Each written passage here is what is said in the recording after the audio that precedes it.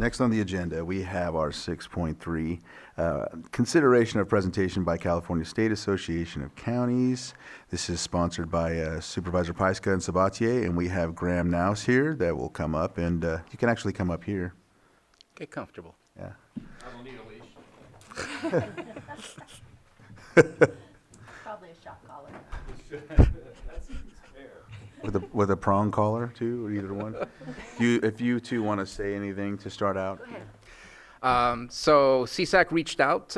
They are going to different counties, currently doing a little bit of a tour. We actually were honored to have them take a tour of Lake County not too long ago. Unfortunately, Graham was not able to be part of that cohort, but we had Chastity, we had Bruce Gibson, the current president at that time, Michael Sweet and others that showed up to check out what we were doing. Today is really just information on what CSAC is working on. There's a lot going on at the state level. We appreciate the advocacy that CSAC does for us. I know that Supervisor Pyska and I are part of the committees that are part of CSAC, but all of us on this board can take part of CSAC anytime. There's not a minimum number or maximum number of supervisors that can take part, and I hope that we can kind of touch on some of how our after the information you want to provide for us, if we can also touch on how our staff and all supervisors can engage with CSAC. The better the engagement, the better the outcomes. So pass it on to either Supervisor Pyska or Graham Knaus. Great. Good morning. Good morning. Yeah, I was really disappointed not to be able to join the crew as they were out here. As someone that grew up in Humboldt and has driven up and down this corridor probably 10,000 times in my life, the contractor that spoke earlier is exactly right, which is this is an absolutely beautiful county, and driving in the morning early in the summer is flawless. So delighted to be here. I want to talk a little bit about CSAC, what we do, and also to really celebrate the presence that Lake County has outside of your borders, but in pushing forward your community, because it's a lot. And it's a lot with Supervisor Spatier on our board and Supervisor Pyska, who serves as the alternate. But also, we have 5 policy committees at CSAC that cover all the scope of services that counties provide. And 2 of those 5 are chaired by Lake County supervisors. So 5 committees. There are 296 supervisors in California, and 2 of those 5 committees are chaired by members of this board. That is where our legislative platform is created, and so that's our bread and butter about relative to what we are doing on behalf of counties all across the state, and that's awesome. So Supervisor Spatier serves as the chair of our Administration of Justice Policy Committee, and I'll talk a little bit about some of those issues in a moment, and Supervisor Pyska serves as the chair of our Ag, Environment, and Natural Resources Committee, which includes our disaster portfolio, wildfires and other natural disasters, which this county knows all too well, and so I'll chat a little bit about that as well. Lake County is 164 years old. CSAC is not quite there, but we are 130 years old. We are the 2nd oldest county association in the country. And we do today what we started doing 130 years ago, which is to lift up communities and ensure that your voice is heard at the state capitol and in Washington, D.C. And the reason for that is because all those priorities that are adopted by the state and the federal governments, they don't get done until counties do something. There's not public safety in your community until the county does something. There's not a criminal justice system until the county does something. There aren't elections until the county does something. There aren't health and human services provided in the community until the county does something. And on and on. There's so much of an integral role that the county has in communities that is often dictated by the federal and state governments, but it can't be done unless you have the resources, the authority, and the flexibility to do it in a way that makes sense in your community. And that's what we seek to do each and every day. And I'll share a little bit about what those priorities are in just a moment. In addition to our core advocacy, we have 2 other parts of our operation that are relevant. One, we have a business arm that focuses on value-added business services that help support county government or county operations, or that provide direct services to residents in your community where it makes sense, like property tax payment, for example. Our newest endeavor came out of Del Norte County, and that is to serve as the property agent, the realtor for transactions that counties may not have internal capacity to carry out. And so we are doing that with Del Norte County, and we're working on that with Glenn County as well, and others in the space where you may not have the internal capacity in order to manage your portfolio of properties, or in seeking out additional properties. For example, if you need a behavioral health treatment center or whatever it may be. And so if it makes sense, then we're happy to assist in navigating through that. And if you can do it internally, all the better. Please go forward and do great work on behalf of your county. So wanted to reference that.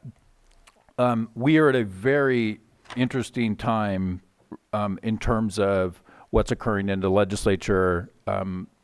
The initial deadline for bills to move from their first house over to the second was just last week. There is one area that is still not settled that is relevant to Lake County, and that is a bill that impacts the carrier of last resort. We are heavily involved in advocacy around that to ensure that nothing happens in communities that doesn't preserve access to critical connectivity. And that is highly relevant in a number of parts of this county and in a number of your colleagues across the state. And we want to make sure that there is only forward movement in spaces where your community has alternatives. And that we can ensure those ingrained in state law or through the Public Utilities Commission. So we're very actively engaged around that issue. Relative to the state budget, there was a legislative agreement that was announced late yesterday between the Assembly and the Senate. That is not in agreement with the governor. And so currently there is a budget proposal from the governor, and there's a counter proposal from the legislature, which they will vote on between now and Sunday to meet their constitutional deadline. There are a couple of items in there that are very important. One deals with Proposition 36, which the voters overwhelmingly passed to change the criminal justice system somewhat and add a real tool related to substance use diversion so that folks could have treatment when it is necessary. In order for that to occur, you have to have funding in order to carry it out. And so that requires investment in behavioral health, investment in probation, investment in the district attorney, investment in the public defender, all of whom have new responsibilities under the proposition. In the most recent proposal from the governor, that was proposed to not be funded at all. And it turns out you cannot deliver services for free. And so when the population, 68% of the voters say Proposition 36 is a top state level priority, we believe that the state should then fund it. It's the only way you can actually do it. And so we continue to push on that. There, in the legislative agreement, there is a modest amount of funding. It's just shy of $100 million. That is nowhere near what is needed in order to successfully carry it out. So our advocacy will continue on that front. The other piece that is relevant to mention here is around homelessness. We've been very active around homelessness in both urban and rural areas for a few years now. There is a program. It is the most successful homelessness program in California. It is called the HAP program. And I'm not going to articulate the acronym because every time I do, I get a call from my team that I got one of the words wrong. So I'm just going to say is a homelessness related program that has a fair amount of flexibility, but unfortunately has only been funded on a 1 year at a time basis, which means you cannot make multi-year investments to truly address homelessness in your community. You're almost required to spend the money inefficiently in the way that it is structured. And so we're pushing back on that. There are dollars in the budget agreement for this, about $500 million. It has been $1 billion a year, and so what is currently on the table is half of what has been in place for the past few years.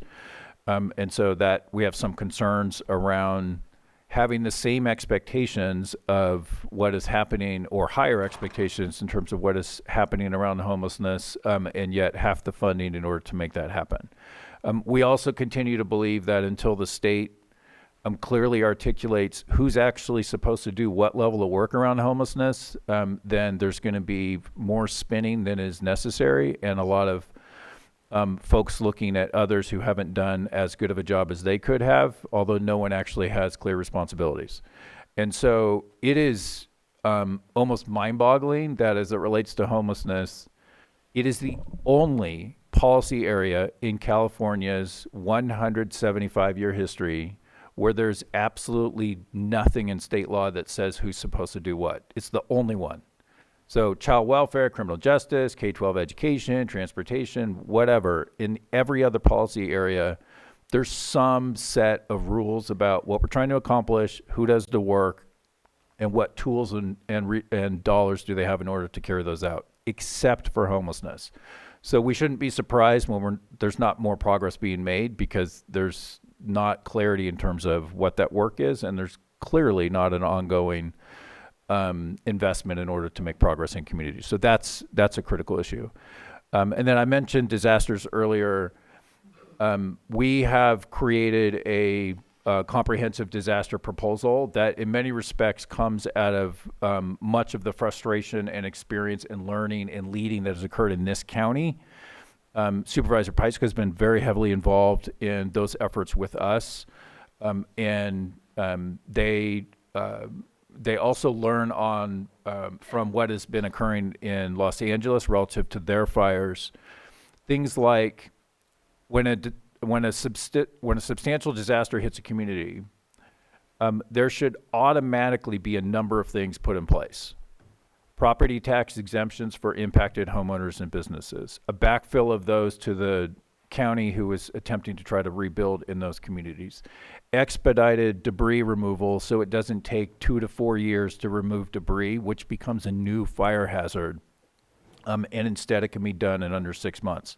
So there's some things that we think should happen automatically the moment that there is a declared disaster, as opposed to each of those that you have to fight for in the legislature for funding or with the governor's office to get emergency authority. And we believe that whole structure and many other things should be put in state law so that there's no question in communities about what's going to happen, and you can invest your resources in working with your community to lift it up. So we continue to work on that as we're moving ahead. So that's a critical area of focus for us. Ultimately, we do as y'all direct us to do, because I'm fortunate to have 296 bosses and 5 of them are here. And so I'm very thankful of that. You've all been engaged with us in one way or another, and that is really impactful. And Supervisor Sabatier, it goes to your point, which is the more engaged you are with us, the more responsive we can be on your behalf, and the more that we can leverage the other 57 counties with you in order to make progress on behalf of your community. That's our purpose. We're very, very fortunate to do that, and we have an immensely comparable staff in order to carry that out on your behalf. They were working around the clock the last several days. They will continue to do so, reading all the different details related to the budget and looking for ways in which we can move communities forward. And I'm just thankful for the opportunity to partner with you, and would hand it back to the chair for any dialogue that y'all may want to have after I answer the question that you posed, Supervisor Sabatier, about how to engage. I would encourage supervisors, CAOs, county councils, department heads, and many others to reach out to us. You all are on the ground. You see what is happening in your community. You feel the frustrations that may occur on one policy issue or another. You experience the roadblocks to making more success in your community and moving things forward. And the more we understand what that is, the more effective we can be on your behalf. And that is critically important. That has been true in terms of the engagement with us, particularly for your board, but our staff is working with your staff frequently on a whole host of issues so that we understand when there's a policy that is being proposed at the state or federal level, what does that actually mean in your community? I should also mention that several members of this board are engaged nationally as well in a variety of different areas. There are 2 vice chairs of the National Association of Counties of their committee structure that are in this room. And Supervisor Sabatier also sits on the National Economic Mobility Network as one of a dozen or so folks across the country that has been engaged in that effort. It's just underscoring the importance of leveraging what you know in your community, what you hear from your community, and putting that on a national level to move a much larger organization forward on policy that benefits Lake County. And I wish all that could happen while you remained here in your county, but too often the only way to do that and to make substantial progress is to be physically in the room. It makes a huge, huge difference. And you know that because you all have been doing the work and really leveraging the great strengths of this county and putting them to use both in our organization and in the national one as well. So just a huge thank you for that because it makes all of us better when you engage in that manner. With that, Mr. Chair, delighted to hand it back over to you and take any questions, comments, or course corrections as they may be. No corrections. Thank you so much. I think the other aspect that I think is very important when it comes to CSAC is, I do attend the RCRC, but those are all rural. They're rural. It's rural based. So when I go to the CSAC, there's been a couple of engagements that I've had with other supervisors that have municipal advisory committees at a different level and have went through experience with some of them. And so they've been able to give me some advice on how to deal with some of that and how they've went through some of the hurdles, because my municipal advisory committees are recent. 2017 is when they were, when they started out. So to be able to talk to some supervisors from different counties and urban areas as well, or just, bigger or however, they have municipal advisory committees. And so networking and getting other, advice from other supervisors is really important. Aside from the legislative piece, I know that's very important, and I look at and look out for your updates as well. So just wanted to add that aspect to it. Go ahead, Supervisor Sabatier. Thank you very much. I think that, if you don't mind my saying, you haven't highlighted your staff enough. We may sit in specific capacities within our committees, but I know from my perspective, Ryan and Michaela have been instrumental in making anything happen within the committee I'm a part of, and their knowledge and their understanding of what's happening currently in Sacramento is second to none. And so I appreciate being able to pick up the phone, email them, and get information and get the true status of where we are. It's huge help to be able to have that kind of relationship and that kind of knowledge that I can grab onto anytime. I want to speak a little bit to the homelessness part. Without getting into the big scope of everything, there's a lot of pressures coming from a lot of different directions. And what we're seeing, and I believe it's statewide and it's definitely happening in this county, is our seniors being impacted the most at this moment. And that's what we're seeing in our biggest growth in our homeless population, is those that are 55 plus. With the cost of living going up, all the changes potentially happening to our healthcare system and the other support services that Medi-Cal and Medicaid are attached to.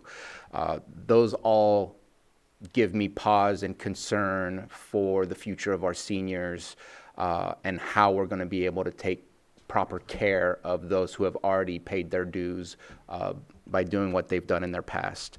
And I think, in my opinion, it comes down to one thing that we have been trying to really do, and I don't want to say we have failed, but it doesn't feel like we've turned the corner. And I know there's a lot of work being done around the state and a lot of work being done here in the county, but housing continues to be a problem.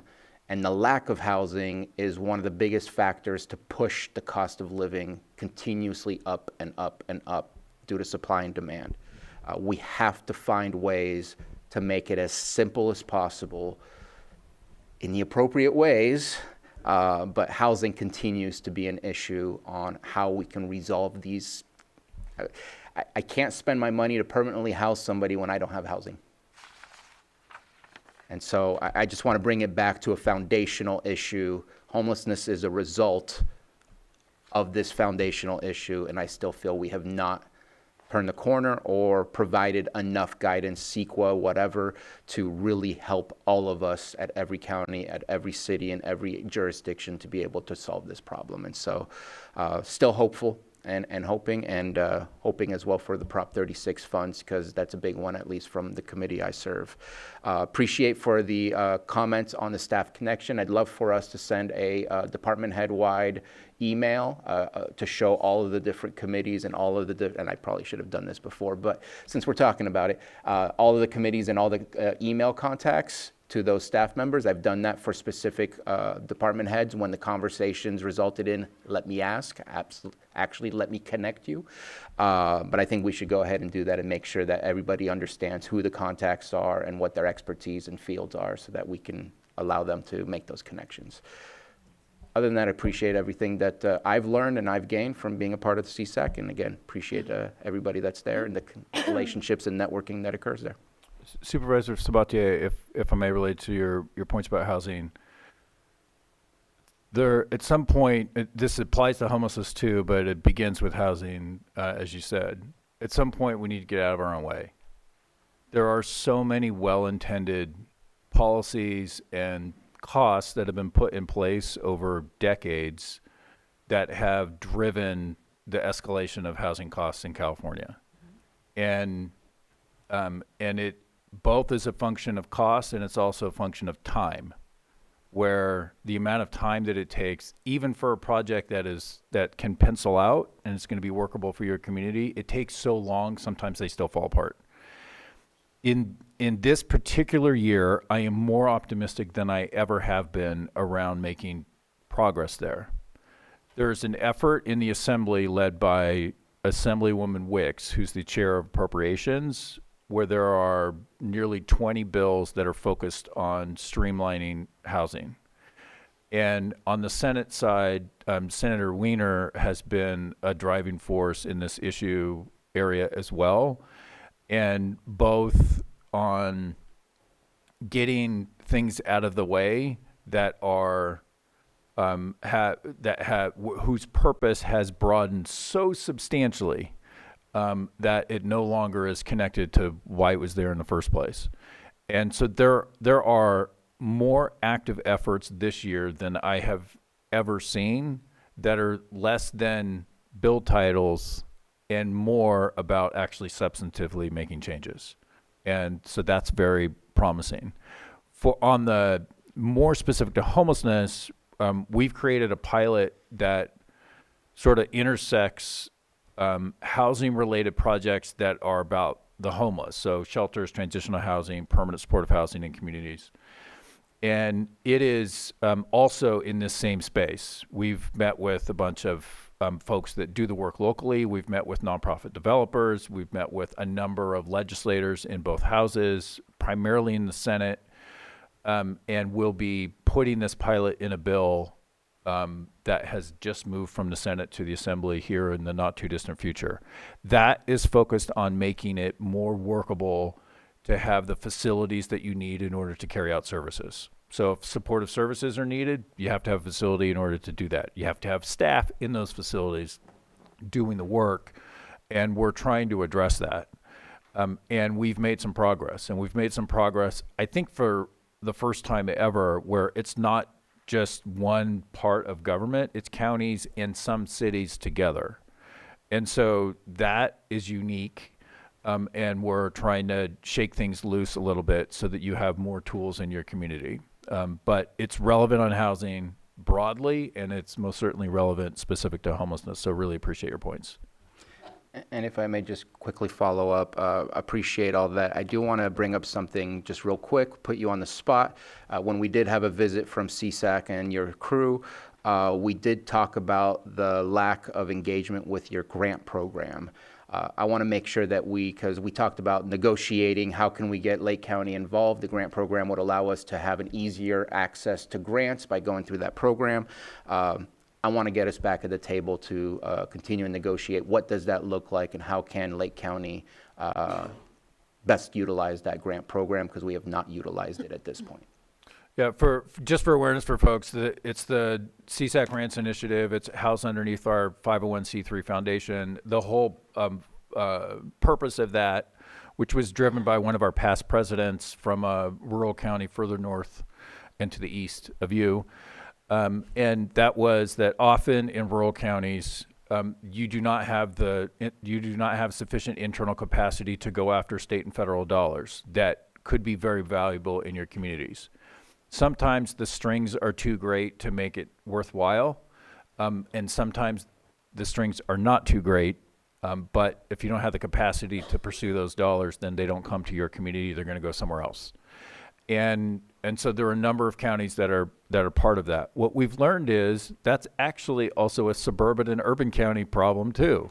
And so there are a variety of counties up and down California that have begun to connect up with that grants program to try to bring dollars into their community, and perhaps to create more of a strategic approach to which grants in what areas to support, which overarching board priorities that you've already set.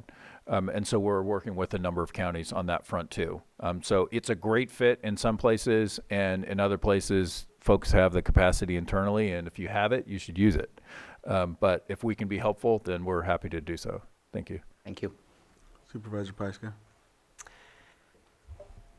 Well, you didn't talk about the education piece. And we have our certificates. And I have found the ongoing education incredibly valuable. And I know these two are in the New Supervisors Institute, which is phenomenal. Although when you did it in COVID, it was different. But still very, very valuable. So I just encourage everyone to keep taking those classes, because they really, they give us more tools. And I really appreciated that long course in the fall. I can't remember what it was called, but it was 4 or 5 sessions, and building on that was really helpful, is going to be helpful, because I know there's another series coming up this fall. The collaboration beyond CSAC is another place that I see incredible value. There's collaboration with RCRC, with our PG&E meetings that we've had over the years. When I first started noticing our tree mortality disaster, which started in 2021, and then we worked on it really hard in 2022, and we're still waiting for a lot of those fruits to bear. But our past CAO said, you need to call CSAC. And that was my first engagement, and that was like a helpline. And then immediately I had all of this support, started working with Catherine, started building the coalition with other supervisors.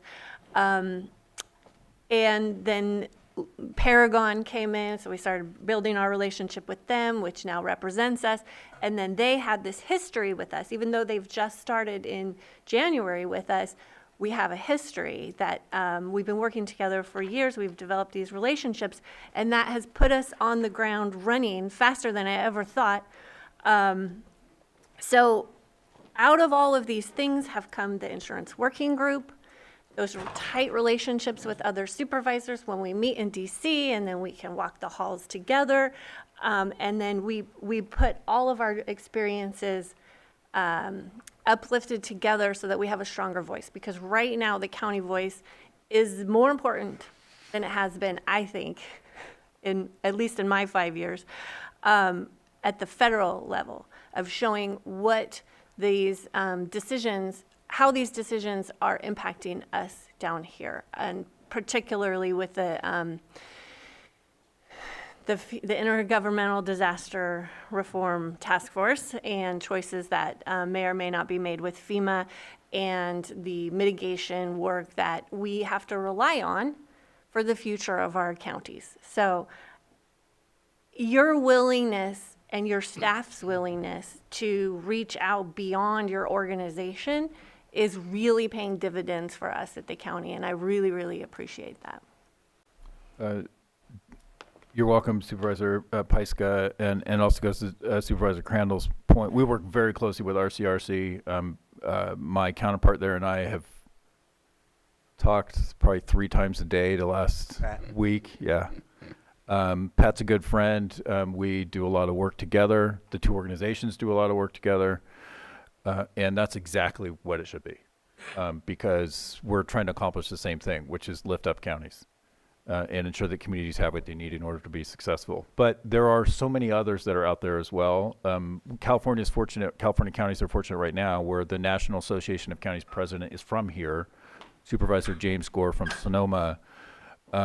That's really valuable. So the Intergovernmental Task Force on Disasters that you referenced, Supervisor Pyska, came out of his experience with fire here in California in his community, and is informed by your work here and others also. That's really powerful because that's now that's driving national priorities for for a county-related organization. I'm hopeful that FEMA is one, that it exists, and 2, that there's a lot of learning and rehaul that is done in FEMA because it could be far more responsive, whether you are an impacted homeowner or business or whether you are a governmental agency trying to figure out how do you bring your community back, and that there's greater clarity about what you should expect. And the number of what I would frame as no-brainer reimbursement claims that have been denied 5 years later after you've tapped your reserve to fund it because you don't have a choice is not acceptable. And that has to change. And the fronting of money that is required by every county and city that faces a disaster across the country is also not workable, and that is particularly true in rural communities. And so we've been pushing for that to change. We've also been pushing for the threshold of where you meet the FEMA threshold is also changed because it is based on a flat number of houses as opposed to a percentage of your housing stock. And a flat number of houses in a much larger community, it doesn't take that big of a natural disaster to get there. It's still awful, but it doesn't take the kind of scale that it takes here. And so you shouldn't be living in the same rules as a community that has 3 million people. And so that should be structured differently, and we continue to push on that. And those things come from here. They come from the work that you've done, Supervisor Pyska. They come from just the conversations that we've had with members of your board, with your staff, with Mendocino County that has experienced significant issues, Sonoma that's experienced significant issues, Ventura, where I'm going tomorrow, that has experienced significant issues in this area. That's where it comes from. And we now have an opportunity to both drive that here in California, but also to try to do so nationally because change is needed. That isn't political. We don't sit on the political spectrum at all. We just want communities to have the resources, the authority, and the flexibility to do things in a way that makes sense to them. And that is different here than it is in other communities, and that's okay. We celebrate that. Your community's different. And so to us, it's fairly simple.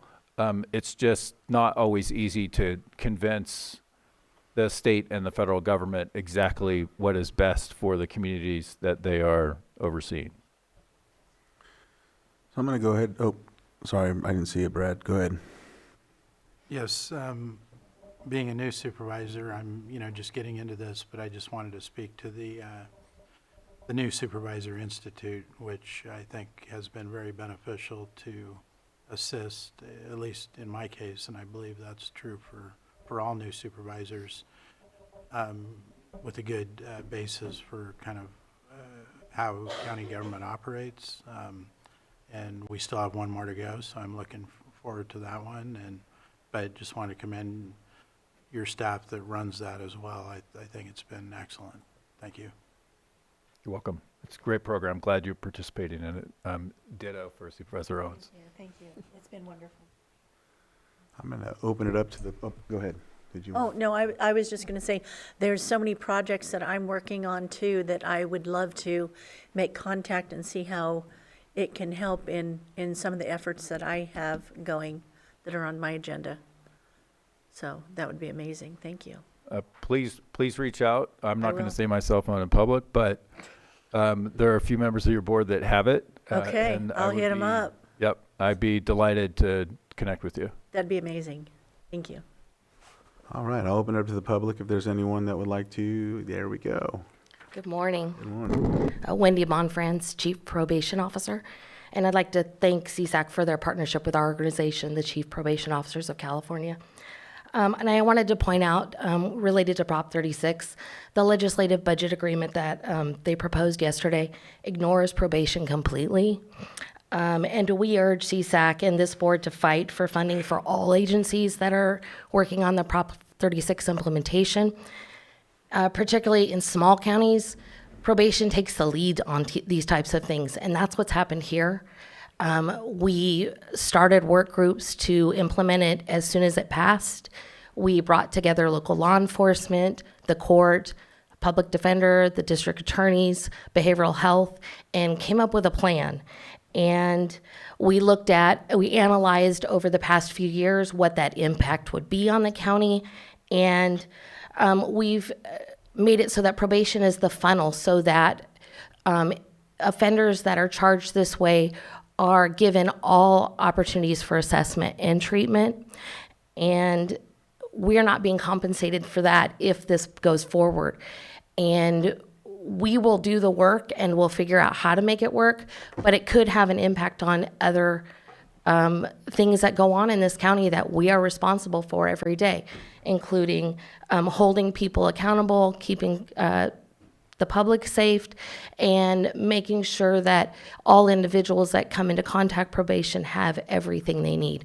So I urge you to continue to fight for probation funding in Prop 36. Thank you. It's a really good point. Our teams are working very closely together on that very piece. And to underscore the point that your chief probation officer just made, there's a $20 million cut to probation in the budget, followed by $15 million investment in Prop 36. So you can do that math. That's a negative number, and negative numbers don't allow you to do more. They do ensure that you do less, but that is not what the voters wanted, which is why we still have a lot of work to do to get that funding in the budget. All right, any other public input?